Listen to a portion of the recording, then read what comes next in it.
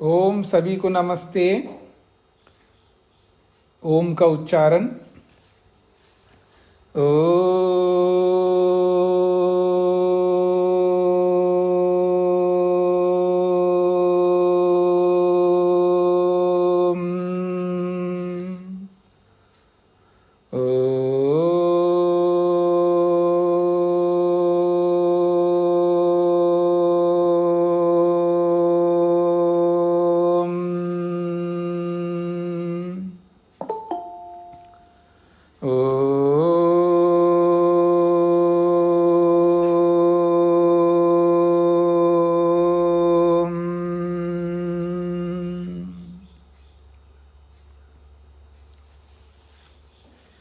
न्याय दर्शन की 220वीं कक्षा है।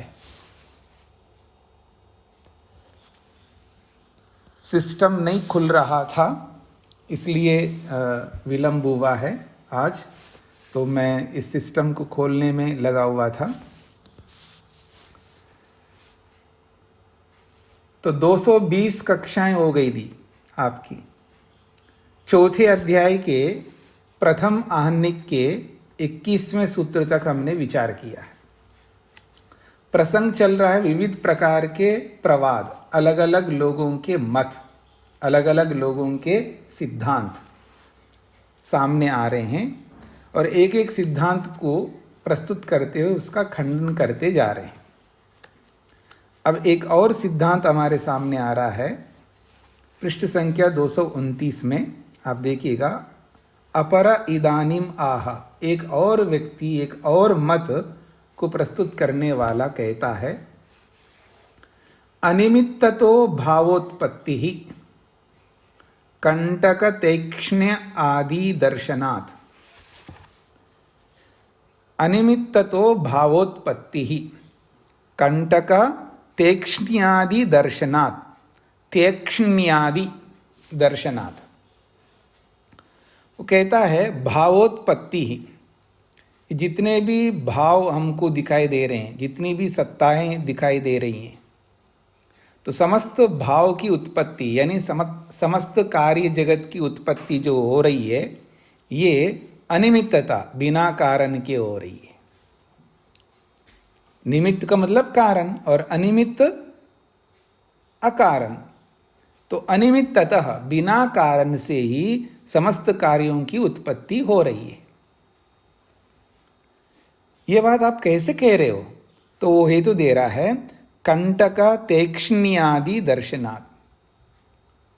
आप एक बात बताइए, कांटों में जो तीक्ष्णता है, इसका कोई कारण होता है भला?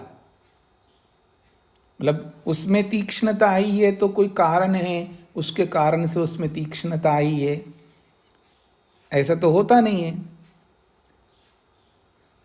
अब पर्वतों में आप देखिएगा बहुत सारी धातुएं हैं, उसका कोई कारण है क्या? अब पत्थरों की चिकनापन, चिकने चिकने पत्थर होते हैं, उसका क्या कारण है? ऐसे बहुत सारी चीजें आपको दिखाई देंगी, उसका कोई आगे पीछे कोई कारण दिखते ही नहीं है। जैसे कांटों की तीक्ष्णता, पर्वतों की अलग अलग धातुएं, पत्थरों की चिकनाई, ऐसे बहुत सारी चीजें हैं जो बिना कारण के हमें दिखाई देते हैं, जिनके पीछे कोई कारण दिखता नहीं है। तो जैसे ये बिना कारण के है, ऐसे समस्त कार्य जो उत्पन्न हो रहे हैं वो भी बिना कारण के हैं, ऐसा वो कहना चाह रहा है। स्पष्ट हो गया जी सूत्रार्थ? भाष्य को देखिएगा, उसी को दोहरा रहे हैं। अनिमित्ता शरीर आदि उत्पत्ति, ये जो शरीर आदि की उत्पत्ति हो रही है, जो धड़ाधड़ इतने शरीर बनते आ रहे हैं, आप देखिएगा हर क्षण में पता नहीं कितने लोग पैदा हो रहे हैं। मनुष्यों के रूप में भी देखो और मनुष्येतर योनियों में भी देखो, कितनी उत्पत्ति हो रही है, कितने शरीर बनते जा रहे हैं, और ये सब बिना ही कारण के हो रहे हैं। कस्मात कैसे कह सकते हो? तो कहता है कंटक तीक्ष्ण्यादि दर्शनात्, कांटे की तीक्ष्णता आदि के समान देखा जाने से। क्या देख रहे हैं हम जी? कंटकस्य तीक्ष्ण्यम, तीक्ष्ण्यम कांटों की तीक्ष्णता,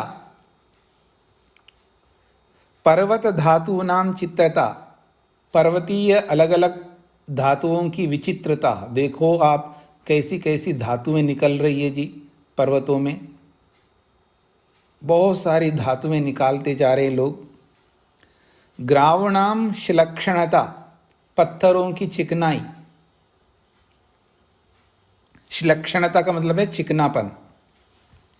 ये सब के सब निर्निमित्तम, निर्निमित्तम च उपादानम, ये सब बिना कारण के ही देखा जाता है, अर्थात बिना कारण के ही उपादानम, ये हमें गृहीत हो रहे हैं ये सब पदार्थ, और ऐसा ही दृष्टम देखा जाता है हम सबके द्वारा। तथा जैसे ये बिना कारण के देखते हैं इनको, तथा उसी प्रकार से शरीरादि सर्गो अपि थी, शरीरादि पदार्थों की उत्पत्ति भी इसी तरह बिना कारण के ही हो रही है। सारी उत्पत्तियां बिना कारण के हैं, ऐसा उसने एक अपना सिद्धांत स्थापित किया है। अब बीच में एक समाधान करता आ गया, बिचौलिया। आप मेरी ओर देखेंगे एक बार।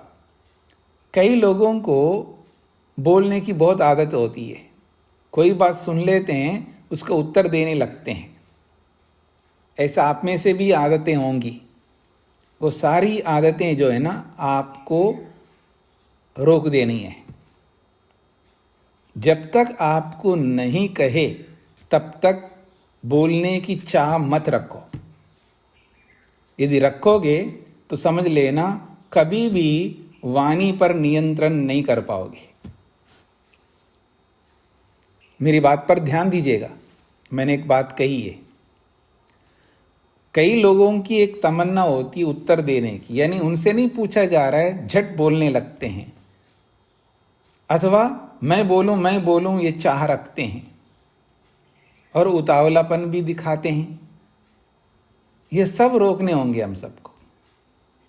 ये सब अनियंत्रण का द्योतक है, याद रखना। हाँ, अगर कोई बात कोई कर रहा है तो सुनो, सुनने का आपको राइट है, मतलब सुनने में आप स्वतंत्र हैं। अगर आपको लगता है सामने वाले जो भी बोल रहे हैं और वो गलत बोल रहे हैं और उसका सही अर्थ आपको पता है तो पता है। अगर सामने वाले को देख करके आपको लगता है कि इनको बिना पूछने पर भी बताना चाहिए, अगर ऐसा प्रसंग हो तो आप बता सकते हैं उसको, और ऐसा प्रसंग नहीं है तो भी आपको शांति से सुनना है, बोलने की चाह नहीं रखना है।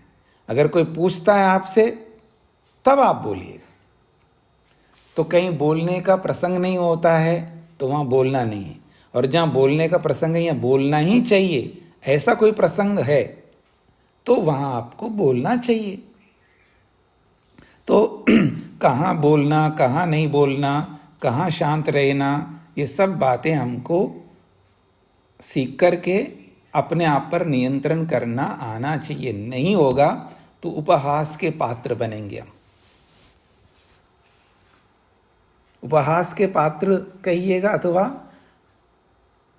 ये माना जाएगा, देखिए आप कैसे, आपने ये व्यवहार सीखा ही नहीं है कि आपको कहाँ बोलना, कब बोलना, कितना बोलना, बोलना नहीं बोलना, ये सब अगर आपने नहीं सीखा तो आपको अशिक्षित माना जाएगा।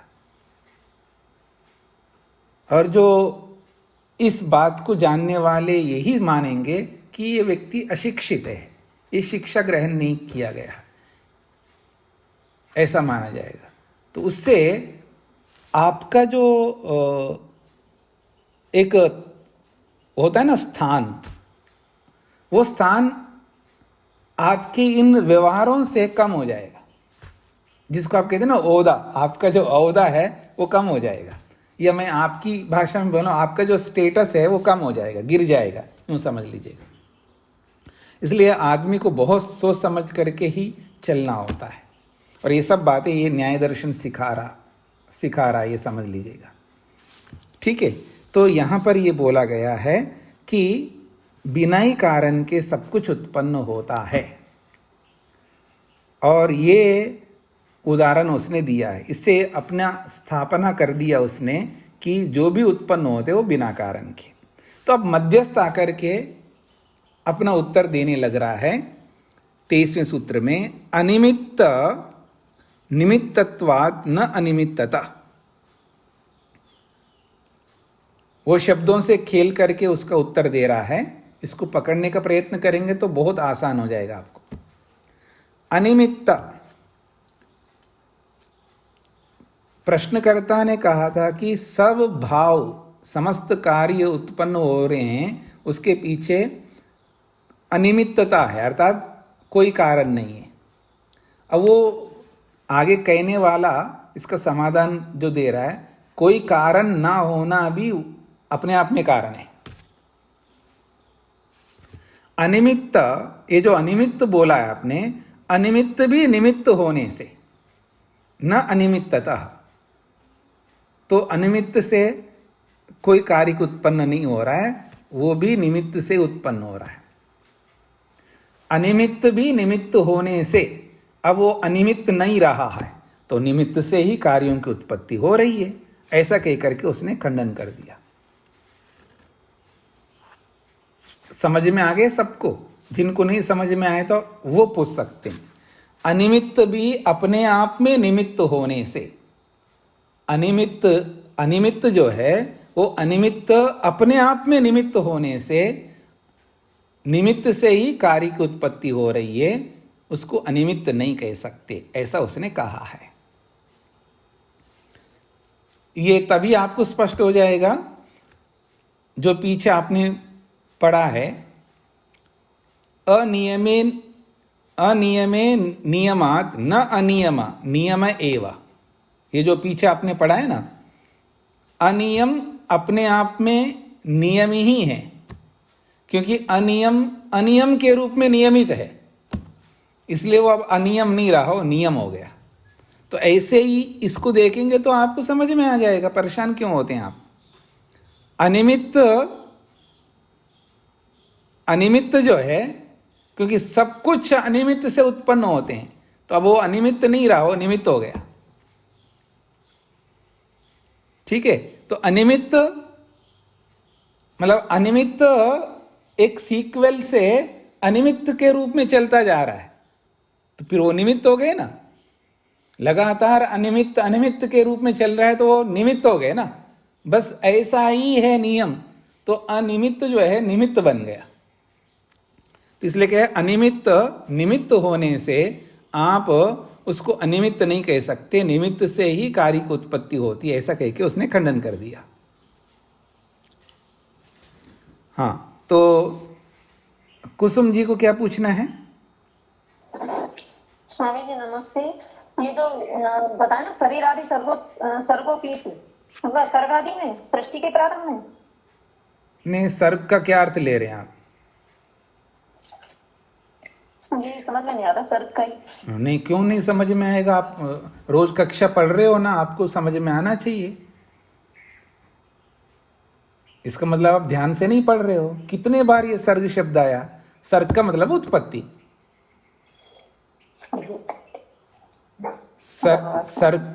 सर्ग शब्द का अर्थ है उत्पत्ति। तो शरीरादि सर्ग अपि, यानी शरीरादि की उत्पत्ति भी वैसे ही समझना चाहिए। तो सर्ग शब्द का अर्थ उत्पत्ति होती है। हाँ जी, आगे बढ़ेंगे। प्रेम जी को क्या पूछना है? जब समाधान हो जाए तो हाथ हटा लीजिएगा। प्रेम जी को क्या पूछना है? स्वामी जी, अभी आपने जो पहले हमने पढ़ा था वो तो नियम के उससे पढ़ा था। एक हमने अनियम से चल रहे हैं, जैसे मैं 1 घंटा लेट आता हूँ हमेशा, तो वो हमेशा मेरा लेट होना जो है वो मेरा नियम बन गया। हाँ, लेकिन यहाँ कारण है, अकारण और अकारण की बात है। वो अकारण कारण कैसे बन जाएगा? जैसे अनियम, स्वामी जी नहीं, आपको एग्जाम्पल नहीं देखना है, नहीं देना है। आप गलत डायरेक्शन में मत जाइएगा। जब नियम बन सकता है तो अनिमित्त निमित्त क्यों नहीं बन सकता? आप इसको समझ लो, जब अनियम नियम बन सकता आप स्वीकार कर रहे हो, तो यहां अनिमित्त भी निमित्त बन सकता है, ये क्यों नहीं स्वीकार हो रहा है आपको? वो एग्जाम्पल से स्वीकार हो रहा था कि हम 1 घंटा लेट आ रहे हैं तो हमने नियम बना दिया 1 घंटा लेट आने का, तो वो नियम बन गया ना। अब यहाँ आकार में कोई चीज पैदा हो गई तो वो नहीं समझ पाए आप। हर चीज का कारण ही पैदा होगी, ऐसा समझे क्या? हाँ ऐसा ही तो समझना है, ऐसा ही, हाँ ऐसे ही तो समझना है। ठीक है, समझिए, ठीक है, धन्यवाद। तो इसलिए तो मैंने कहा कि एक बात समझ में आती है तो उसको ठीक से समझ लो, उस जैसी दुनिया भर की चीजें समझ में आ जाएंगी उसी जैसी। तो ये उसी जैसा है ना ये। तो अनिमित्त निमित्त होने से अब उसको अनिमित्त नहीं कह सकते, वो निमित्त ही है, ऐसा कह के उसने खंडन किया। भाष्य को देखिए, वो भी ऐसा ही कह रहा है, अनिमित्त तो भावोत्पत्ति इति उच्यते, अनिमित्त से भाव की उत्पत्ति होती है ऐसा आपने कहा है।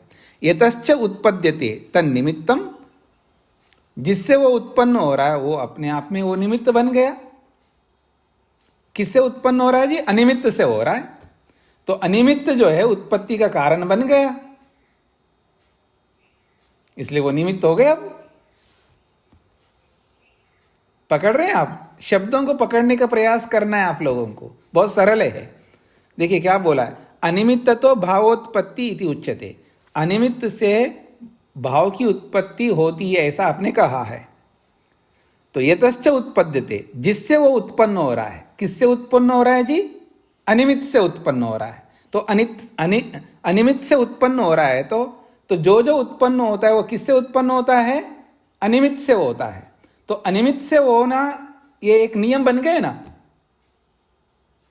जो भी उत्पन्न होता है अनिमित्त से हो रहा है, तो अनिमित्त से ही उत्पन्न होता है, एक नियम बन गया, तो फिर तो निमित्त बन गए ना वो। भाई भाव की उत्पत्ति किससे होती है? अनिमित्त से होती है। तो जो भाव की उत्पत्ति हो रहे हो अनिमित्त से होती है, तो अनिमित्त अब क्या बन गया? एक कारण बन गया, निमित्त बन गया। तो निमित्त बन गए ना आप, तो फिर उसको आप अनिमित्त क्यों बोल रहे हो? तो अनिमित्तस्य निमित्तत्वात्, फिर वो अनिमित्त अब अनिमित्त नहीं रहा, वो अनिमित्त ही निमित्त होने से न अनिमित्तता, फिर अनिमित्त से भावोत्पत्ति होती, ये कहना आपका गलत हो जाएगा। हो गया जी स्पष्ट? आगे बढ़ें।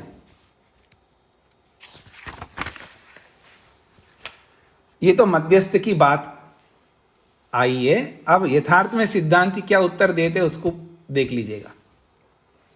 निमित्त अनिमित्तयो अर्थांतर भावात अप्रतिषेध, ये यथार्थ उत्तर है।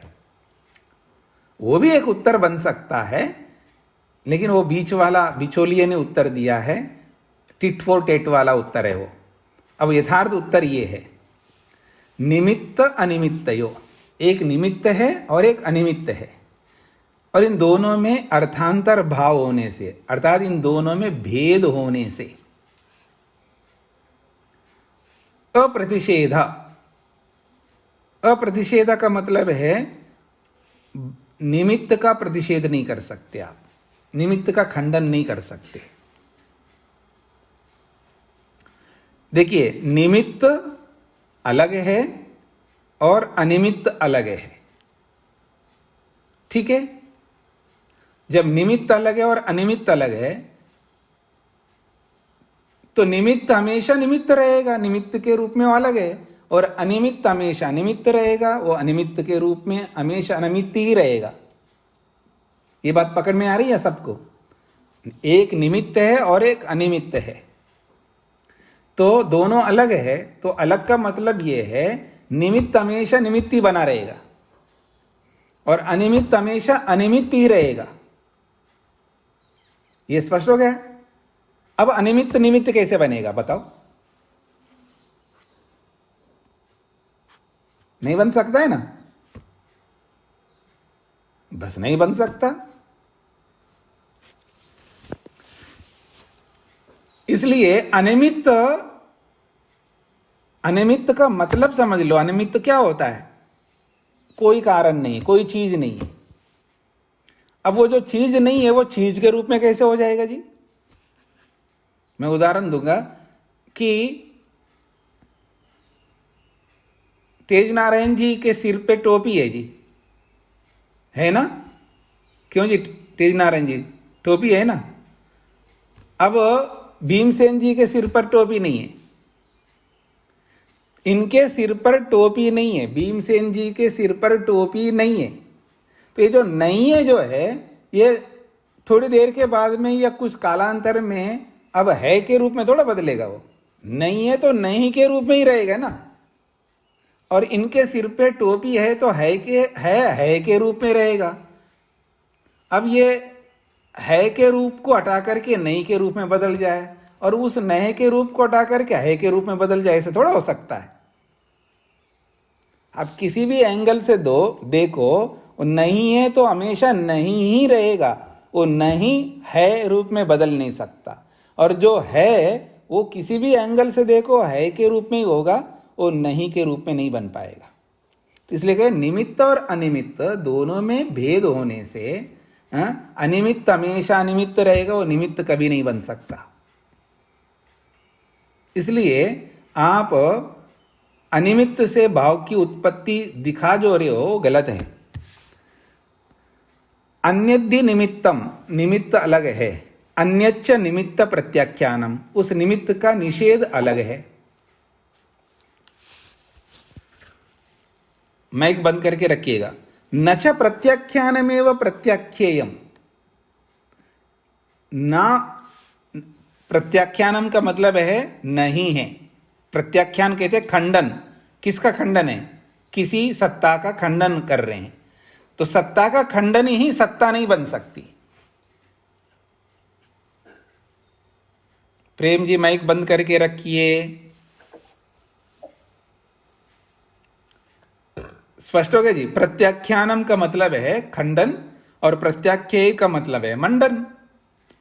तो कभी खंडन मंडन नहीं होता है, अर्थात जो नहीं है वो है के रूप में नहीं आ सकता। ये इसका अभिप्राय है।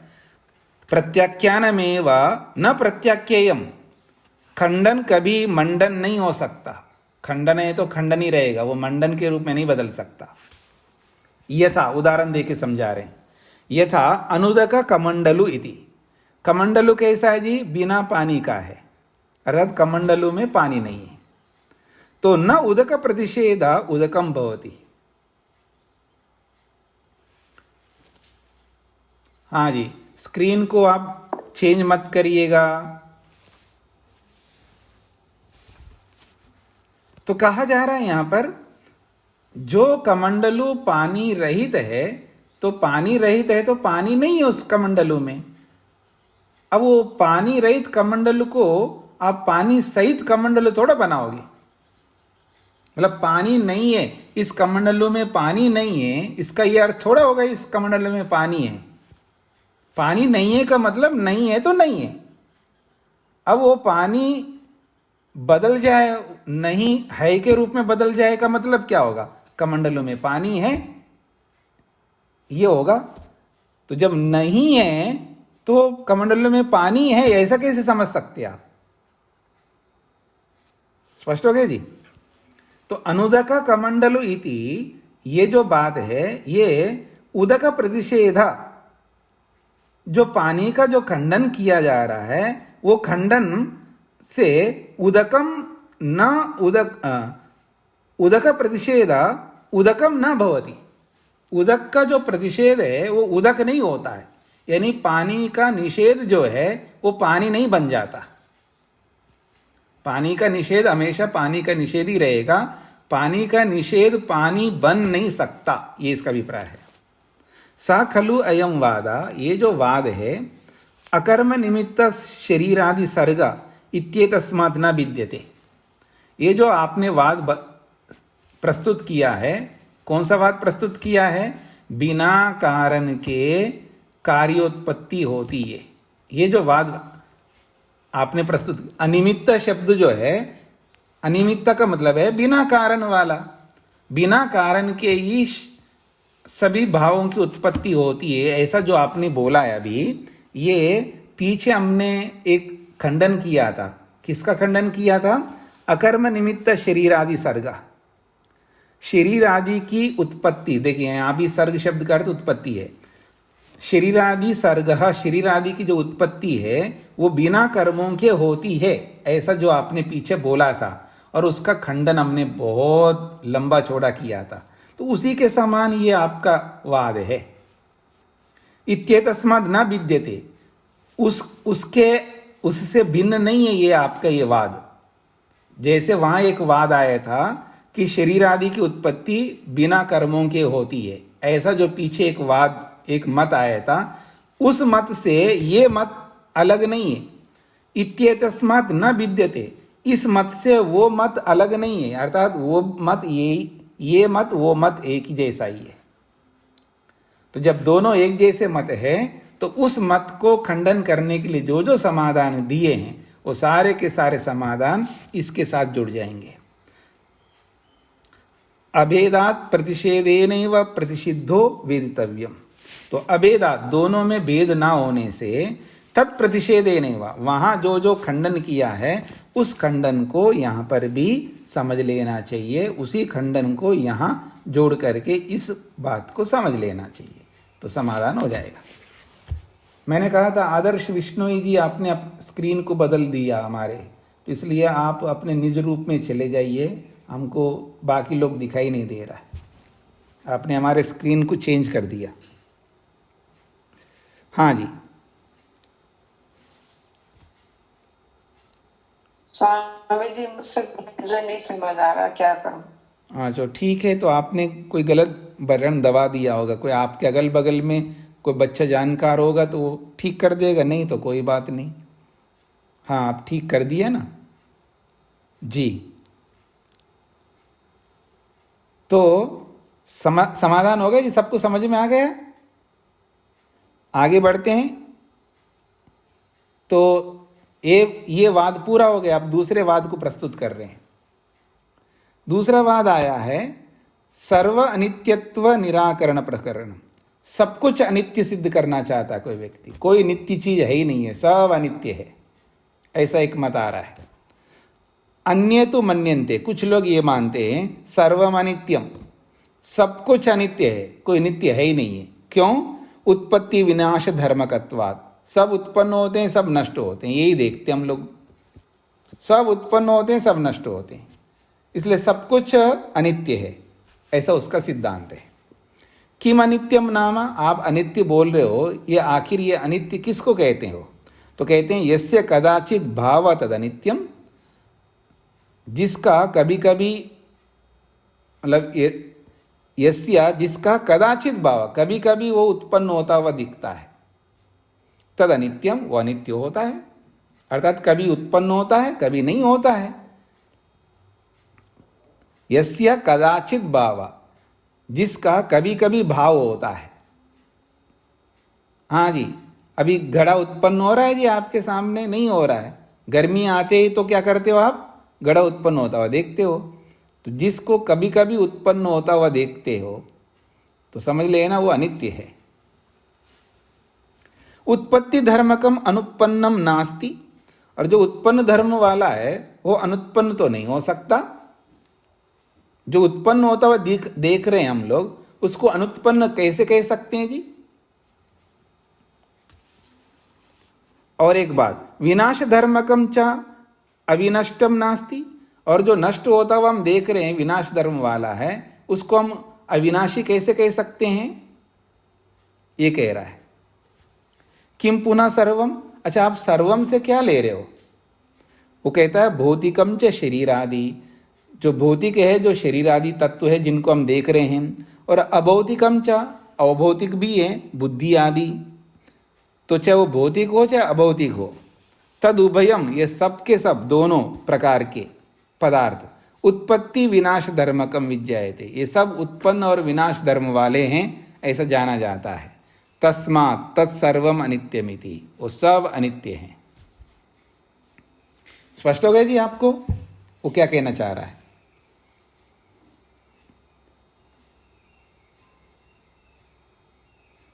अब ये भी मध्यस्थ है जो अपने ढंग से जैसे कुत्ता ऐसा उत्तर दे रहा है।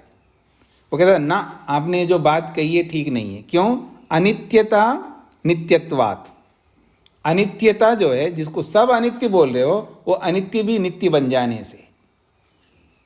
वैसे समाधान है जो पीछे समाधान दिया था ना मध्यस्थ ने, अनिमित्त वाला। अनिमित्त अब अनिमित्त नहीं रहा, वो निमित्त बन जाता है। तो ऐसे ही ये समाधान है, ये जो अनित्य है वो अनित्य हमेशा बना रहेगा। सब कुछ अनित्य है ना, इस रूप में देखिएगा, सब अनित्य है। तो क्या अनित्य हमेशा अनित्य रहेंगे ना? तो जब हमेशा अनित्य रहेंगे तो नित्य हो जाएंगे। तो इसलिए कह रहा है ना, आपने जो बात कही है वो गलत है। क्यों? अनित्यता नित्यत्वात्। अनित्यता के नित्य होने से अब अनित्य नहीं रहा है, नित्य ही हो गया है। यदि तावत् सर्वस्य अनित्यता नित्या, यदि ये बताइए सर्वस्य अनित्यता, सबकी अनित्यता हमेशा अनित्यता रहेगी ना? सबकी अनित्य, सब अनित्य है, तो सब अनित्य हमेशा अनित्य रहेंगे या कभी कभी नित्य भी हो जाएंगे? नहीं जी, हमेशा अनित्य तो अनित्य रहेगा। तो अनित्य हमेशा रहेगा तो नित्य बन गया। अब तन नित्यत्व न सर्वम अनित्यम, जब उसके नित्य होने से सब कुछ अनित्य नहीं रहा फिर। अब अतः अनित्य, अब वो नित्य भी अनित्य है। वो डर करके बोले नहीं नहीं नहीं नहीं, वो भी अनित्य है। तो अतः अनित्य, यदि उसको भी अनित्य मानते हैं तो तस्याम अविद्यमानायाम, उसके ना होने पर अनित्य भी रहा नहीं है। वो अनित्य भी हमेशा अनित्य नहीं रहा। तो अनित्य को सब हटा दिया अनित्य को, तो क्या बचेगा जी? अनित्य को हटाने से नित्य आ जाएगा। तो इसलिए कहते हैं तस्याम अविद्यमानायाम, उस सारी अनित्यता को हटा दिया तो सर्वम नित्यमिति, सब नित्य सिद्ध हो जाने लगेगा। ये उसने मध्यस्थ ने ऐसा उत्तर दे दिया। अब ये जो अनित्य बताया जा रहा है, ये अनित्य जो है वो अनित्य भी नहीं रहेगा। तो ऐसे कैसे कह सकते अनित्य भी नहीं रहेगा? हाँ, मैं उदाहरण से आपको समझा सकता हूं अनित्य भी नहीं रहेगा। तो उदाहरण दे रहे हैं, तद अनित्यत्वम अग्निर्धाह्यम विनाश्य अनुविनाशवत्।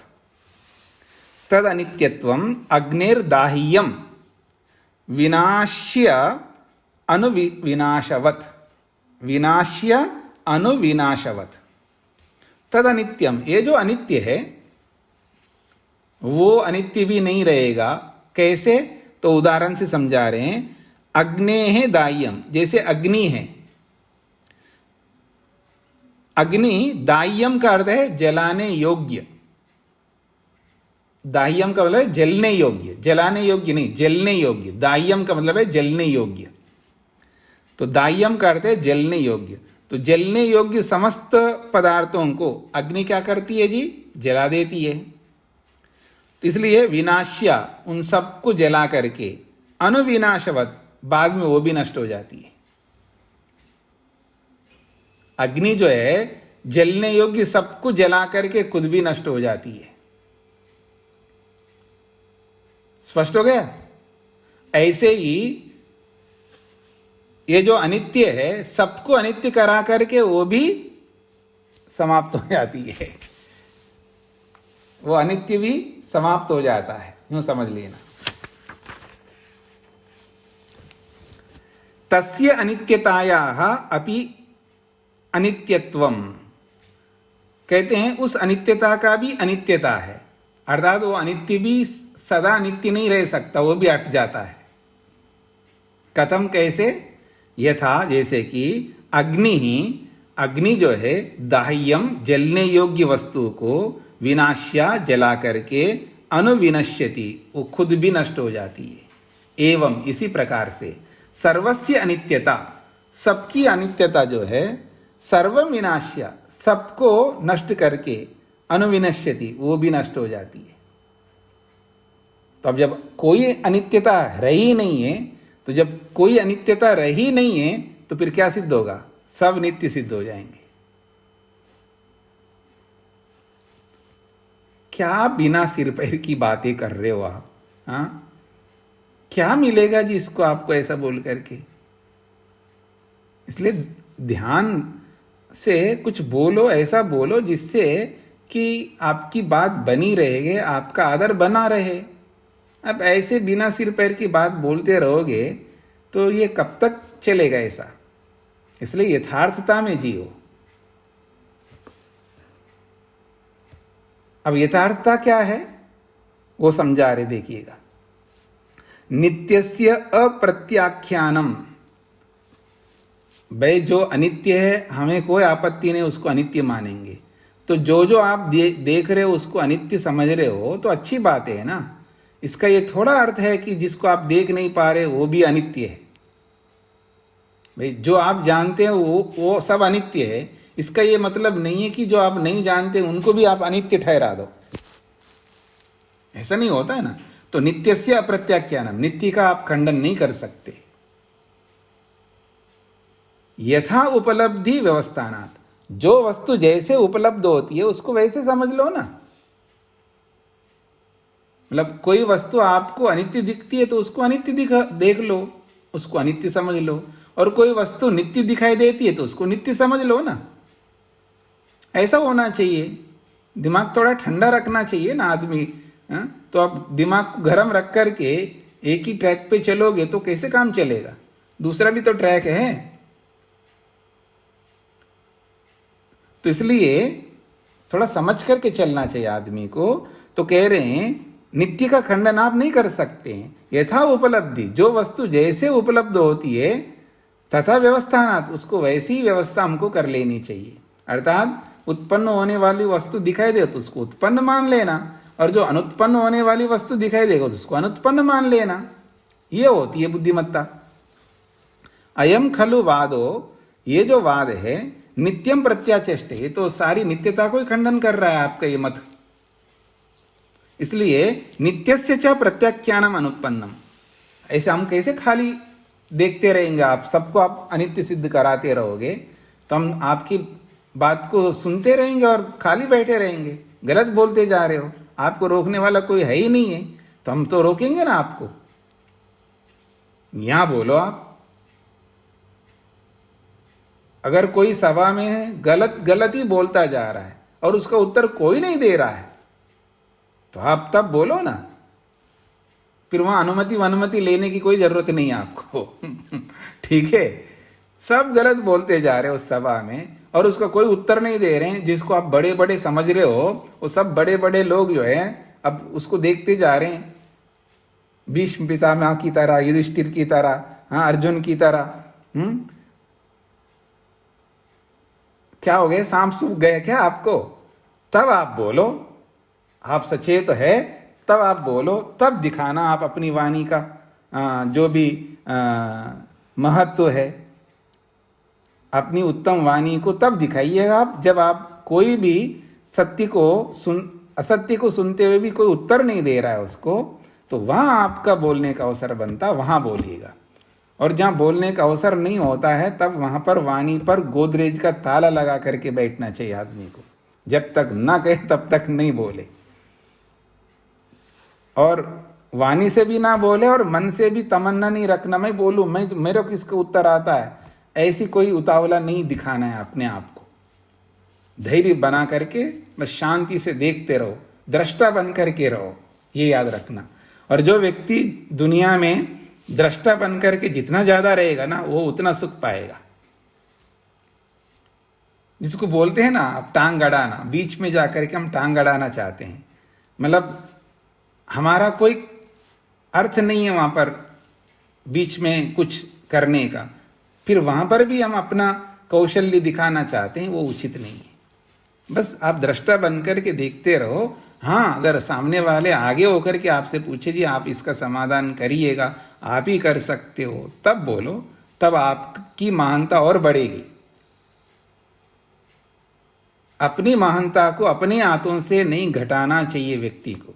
आप कहते ना मेरा भी तो कोई आत्मसम्मान है ना, ऐसा बोलते रहते हो ना आप अपने आत्मसम्मान को क्यों घटाते हो? फिर आप अपने हाथों से आप अपने आत्मसम्मान को बनाए रखिएगा ना, मना किसने किया है?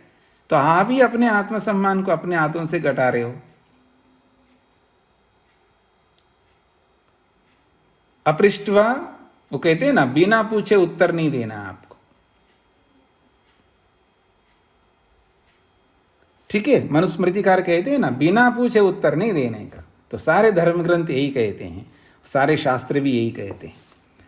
और जहां पर योग्य व्यक्ति है और वहां वो पूछ नहीं रहा है, तो भी बिना पूछे भी उसको बोलना होता है। वो कहीं कहीं होता है, हर जगह नहीं होता है। तो आइए आगे बढ़ते हैं। तो अयम खलु वादो नित्यम प्रत्याचेष्टे, ये जो वाद है ये पूरी नित्यता का ही खंडन कर रहा है। नित्यस्य च प्रत्याख्यानम अनुपन्नम, नित्यता का खंडन सिद्ध नहीं हो सकता। कस्मात, क्यों? यथा उपलब्धि, जो वस्तु जैसी उपलब्ध होती है उसको व्यवस्थानात, उसको वैसा ही देखो ना आप। अर्थात यस्य उत्पत्ति विनाश धर्मकत्वम उपलभ्यते, जिस वस्तु को विनाश होते हुए और उत्पन्न होते हुए आप देखते हो, प्रमाणता तद अनित्यम, प्रमाण से वो अनित्य है, ये बात समझ में आती है, क्योंकि उसके विनाश को भी देख रहे हो, उसकी उत्पत्ति को भी देख रहे हो। तो प्रमाण से ये पता लग रहा है कि विनाश भी हो रहा है और उत्पन्न भी हो रहा है, तो समझ लेना वो अनित्य है। यस्य न उपलभ्यते, जिसका विनाश ही उपलब्ध नहीं हो रहा है और जिसकी उत्पत्ति भी दिखाई नहीं दे रही है, न उत्पत्ति दिखाई दे रही है न विनाश दिखाई दे रहा है, तो तद विपरीतम, तो उसको उल्टा समझ लेना, उससे उत्पत्ति वाले से उल्टा अनुत्पत्ति धर्म वाला समझ लेना। इसीलिए अब हम उत्तर आपको दे रहे हैं। परम सूक्ष्माणाम, जो बहुत सूक्ष्म है, परम का मतलब है बस अत्यधिक सूक्ष्म है, इससे अधिक सूक्ष्म कोई नहीं है। तो जो परम सूक्ष्म है वो कौन है? भूतानाम, वो भूत है, याद रखना। और भूत कौन से है जी? हमारे पंचमहाभूत। ये दोबारा आ गया, देखे पंचमहाभूत कैसे होते हैं जी? परम सूक्ष्म है। और आकाश भी है, काल भी है, दिशा भी है। तो ये परम सूक्ष्मानाम केवल भूतों के साथ जुड़ रहा है जी, सबके साथ मत जोड़ना, गलत अर्थ मत करना। परम सूक्ष्मानाम भूतानाम, जो अत्यंत सूक्ष्म भूत है, फिर काल, फिर आकाश, फिर आत्मा, फिर मन और इनके गुण, ये सब के सब, फिर केशांचित सामान्य विशेष समवायानाम, कुछ सामान्य भी हैं और कुछ विशेष भी है। सारे सामान्य नहीं है और सारे विशेष नहीं है, कुछ सामान्य और कुछ विशेष और कुछ समवाय, ये तीन प्रकार की चीजें। अर्थात सामान्य और विशेष और समवाय। तो सामान्य से जो परम सामान्य होता है उसको लेना है, और विशेष से जो अंतिम विशेष जो होता है उसको लेना है, और समवाय तो समवाय होता ही है।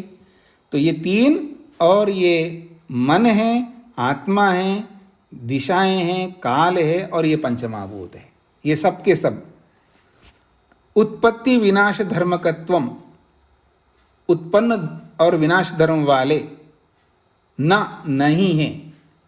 ये जो सबसे पहले ना है ना, उस ना को यहां जोड़ना है। न उत्पत्ति विनाश धर्मकत्वम, ये उत्पन्न और विनाश धर्म वाले नहीं है। जो गिना है ना, परम सूक्ष्म पंचमा, परम सूक्ष्म जो चार भूत हैं, और आकाश पांचवा, फिर काल, दिशा, आत्मा, मन, ये सब के सब, और इनके जितने भी गुण हैं, ये सब के सब, ये सब द्रव्य दिखाए। फिर उसके बाद सामान्य को दिखाया है, और उसके बाद विशेष को भी दिखाया, और समवाय को भी दिखाएगा। ये सब के सब न उत्पत्ति विनाश धर्मकत्वम, ये उत्पन्न होते भी नहीं और विनाश भी नहीं होते। जो गिना है ये सब कैसे पता लगता है? प्रमाणता उपलब्ध थे, ये सब प्रमाण से उपलब्ध होते हैं। तस्मात् नित्यानि एतानि, इसलिए ये सब के सब नित्य है। पांच, यानी यूं समझ लीजिए, पांच भूत, काल, दिशा, आत्मा, मन, ये सारे द्रव्य हो गए। अब सामान्य, ये अलग प्रकार का पदार्थ है ना सामान्य, और विशेष ये भी अलग प्रकार के पदार्थ हैं, और समवाय ये भी अलग प्रकार के पदार्थ, ये सब के सब, और इनके जितने भी गुण हैं ये सब न उत्पत्ति विनाश धर्मकत्वम, ये उत्पन्न और विनाश धर्म वाले नहीं है। ये बात प्रमाणता उपलभ्यते, प्रमाण से उपलब्ध होता है। तस्मात्, इसलिए नित्यानि एतानि, ये सब के सब नित्य जो गिनाए हमने, इनको छोड़ करके बाकी जो भी उत्पन्न होते हुए देखते हो उन सबको अनित्य मान लो, हमें कोई आपत्ति नहीं है। पंचमहाभूतों को उत्पन्न होते हुए हम नहीं देख सकते, इसलिए इनको नित्य मानो। आकाश, काल, दिशा, आत्मा, मन, ये सब उत्पन्न होते हुए हम नहीं देख सकते, इसलिए इन सबको नित्य मानो। अब मैं आपसे पूछता हूं, ये कौन सा सिद्धांत है? हाथ खड़ा करिएगा। ये कौन सा सिद्धांत स्थापित किए? यहां पर एक हाथ खड़ा हुआ है। थोड़ा परीक्षा में उतरिए ना सब लोग। जो परीक्षा में नहीं उतरेंगे तो आगे आप कैसे सफल होंगे? एक बार पानी के अंदर तो आ जाओ, परीक्षा में आ जाओ, उत्तर दीजिएगा। ये कौन सा सिद्धांत बोला है यहां पर? 3 ही हाथ खड़े हुए हैं, 4, 5, 6 और हाथ खड़ा चाहता हूं मैं, सबके हाथ खड़ा रखना चाहता हूं मैं, यानी सबको समझ में आनी चाहिए। मैं कितने बार समझाऊं आपको? आप अपने आप को भी समझाना पड़ेगा ना आपको।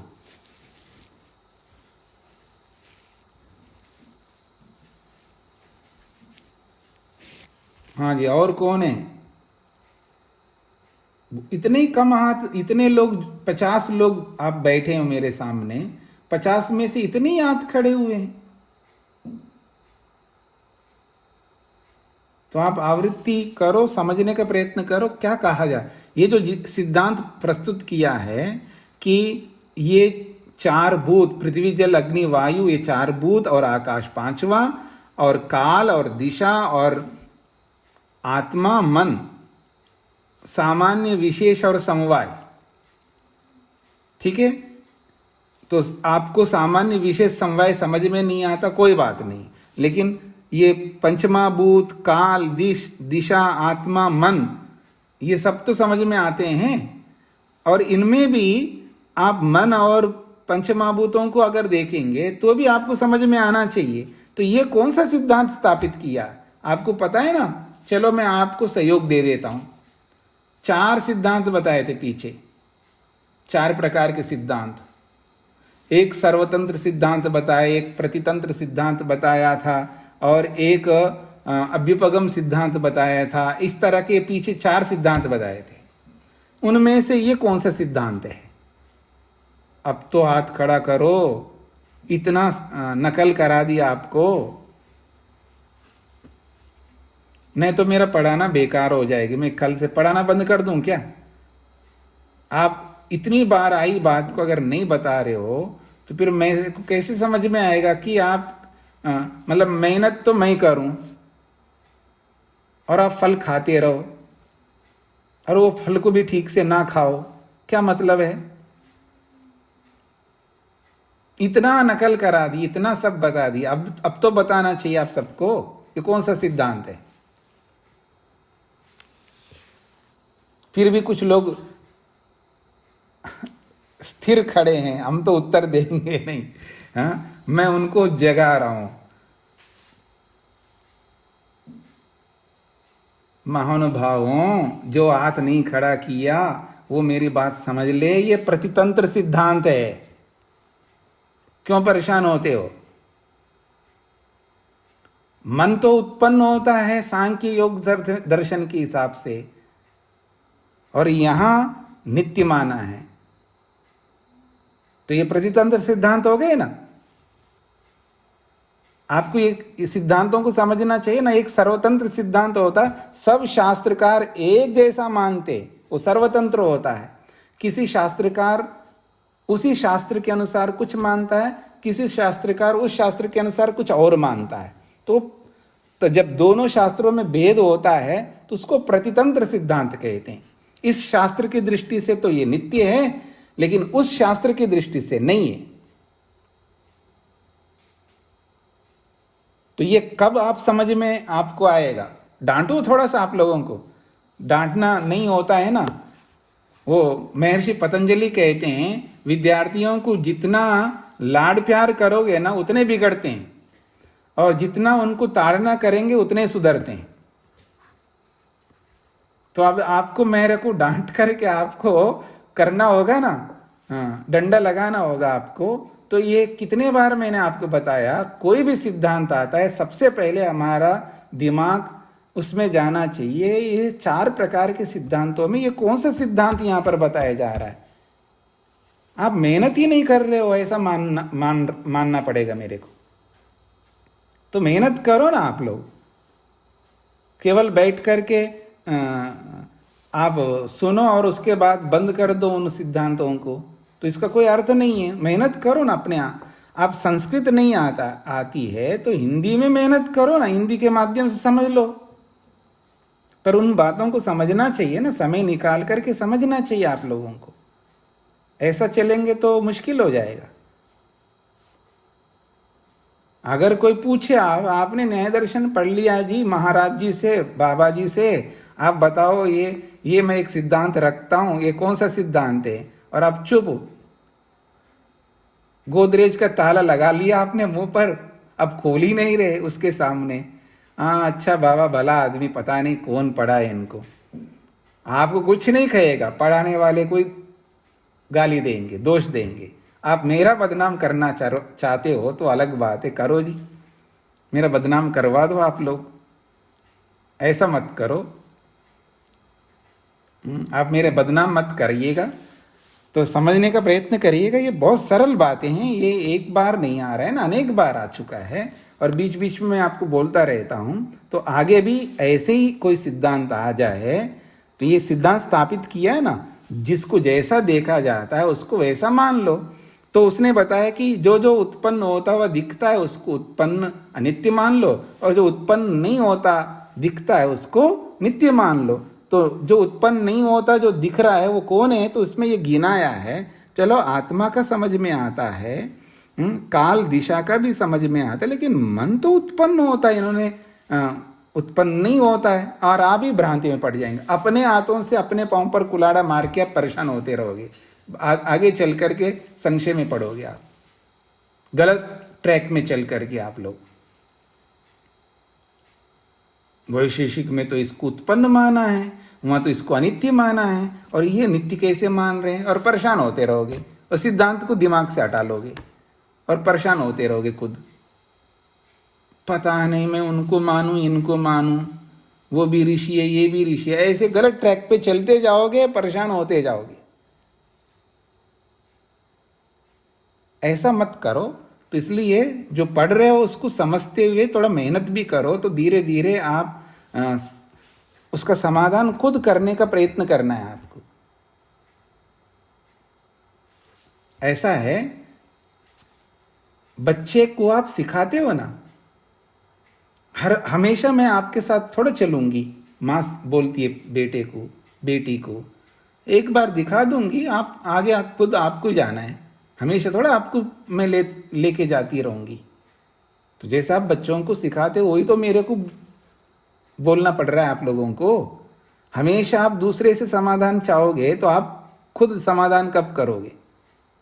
चला कहाँ, समय ही हो गया आपका। तो ये सिद्धांत यहाँ पर स्थापित किया है कि जो जो नित्य दिखता है उसको नित्य मान लो, जो अनित्य दिखता है उसको अनित्य मानो। तो नित्य क्या दिखते हैं? तो ये गिनाए उन्होंने, इनमें मन को भी गिना दिया, पंचमहाभूतों को भी गिना दिया, सब नित्य है।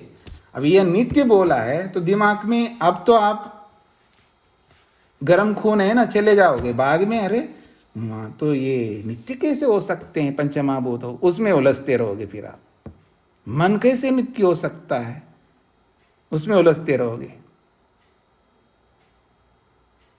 और इन्हीं सिद्धांतों को लेकर के कुछ 4-5 दिन पहले एक मेरी कक्षा हो रही है ना न्याय दर्शन की। अगर आप में से कोई सुनते हो ना पीछे की कक्षाओं को, 4-5 दिन पहले एक कक्षा हुई थी, इन्हीं सिद्धांतों को लेकर के मैंने बहुत बोला वहां पर। उसको जरूर सुन लेना, आपको समझ में आएगा। उसको विस्तार से बोला है, यहाँ तो मैंने संक्षेप से आपको बोल दिया। इसी बात को वहां पर पूरा आपकी भाषा में कहूँ मैं, क्या कहूँ, थोड़ा अलग शब्द हो जाएगा, रगड़ दिया वहां पर, यूं समझ लीजिएगा। सब श्रोतागणों को, आपको ही नहीं, जितने भी श्रोतागण हैं उन सब श्रोतागणों को रगड़ दिया मैंने इन चीज़ों को लेकर के। वो जरूर सुन लेना, आपको बोलने वाला था, मैं बोल नहीं पाया आप लोगों को उस दिन का, अब वो याद नहीं आ रहा है कौन सा दिन का है, लेकिन आप जो पीछे के न्याय दर्शन के जो चल रहे हैं ना अभी, वो 33 पार्ट हुए मेरे विचार से, तो 3-4 पार्ट से पहले जाकर के देखो, जो सिद्धांत की बात आएगी थोड़ा थोड़ा सुन करके देखो, तो वहाँ आपको एक पूरा पार्ट आपको समझ में आएगा। सिद्धांतों के बारे में बहुत विस्तार से मैंने बोला है वहाँ पर। और दुनिया में जो गलत भाव लेकर के जैसे पूरी मतलब सब लोग एक दूसरे का खंडन करने में लग जाते हैं, सत्यार्थ प्रकाश में ये लिखा, वहाँ ऐसा लिखा है, ऐसे लेके झगड़ते रहते हैं। बहुत सारी मतलब जो आजकल जो झगड़े बहुत सारे चल रहे हैं ना, उन बहुत सारे झगड़ों के पीछे सबसे ज़्यादा कारण ये सिद्धांतों को ना समझने का है। तो उसको आप लोग जरूर सुनिएगा तो और आपको स्पष्ट हो जाएगा। ठीक है जी, तो बाकी बातें हम आगे करते हैं जी। ये प्रसंग पूरा हो ही गए, यहाँ पर 28वां सूत्र पूरा हो गया। स्वामी जी प्रणाम। ये प्रत्याचष्टे का क्या अर्थ होगा? हाँ जी, प्रत्याचष्टे, प्रत्याचष्टे, प्रत्याचेष्टे कहाँ से ये स्वामी जी हाँ जी 28वां सूत्र है, उसकी दूसरी लाइन में है, पहली लाइन 28 के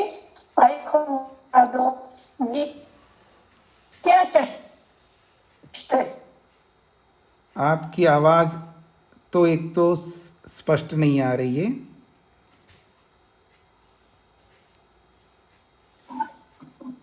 पहले पृष्ठ संख्या बोलिएगा।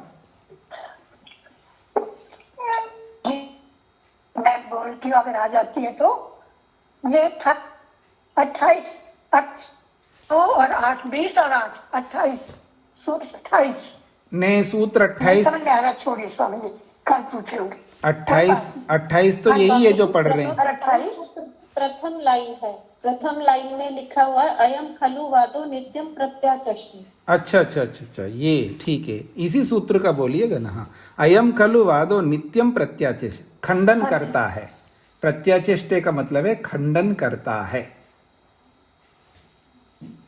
ये जो आपने पीछे का वाद बताया है ना, पीछे का जो वाद बताया है कि सब कुछ अनित्य है, ये जो आपने एक नया मत प्रस्तुत किया है, ये नया मत जो है ये नित्यता का ही खंडन कर रहा है। हम कैसे खाली बैठे रहेंगे? आप नित्यता का खंडन कर रहे हो। आप एक नया मत प्रस्तापित कर दिए ना, नया सिद्धांत रख दिया है। जैसे कोई भगवान नहीं होता, केवल जगत होती है और संसार होता है और आत्मा होता है, भगवान होता ही नहीं है। एक नया सिद्धांत है ना, तो अब हम खाली थोड़ा बैठेंगे, उसका तो उत्तर देंगे ना। तो ऐसे एक वाद ले आया आप, सब कुछ अनित्य है। तो कह रहे हैं ये जो आपने वाद लाया है, ये जो सिद्धांत लाया है, ये सिद्धांत आपका नित्यम प्रत्याचेष्टे, नित्यता का खंडन करता है। तो प्रत्याचेष्टे का मतलब है खंडन करता है, ये क्रियापद है। धन्यवाद स्वामी जी। स्वामी धन्यवाद जी।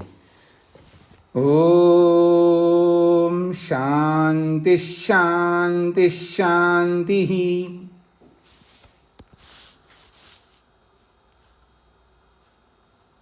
तो अभी अनीता जी ने माता जी ने क्या कहा है उसको बोला है, तो इसको भी उनको एक सिस्टम होता है ना, सिस्टम में तो माता जी क्या कहना चाह रही है, क्या वो मैं बता सकती हूँ? ऐसा बोल करके आप बताएंगे तो वो ज़्यादा उचित होता।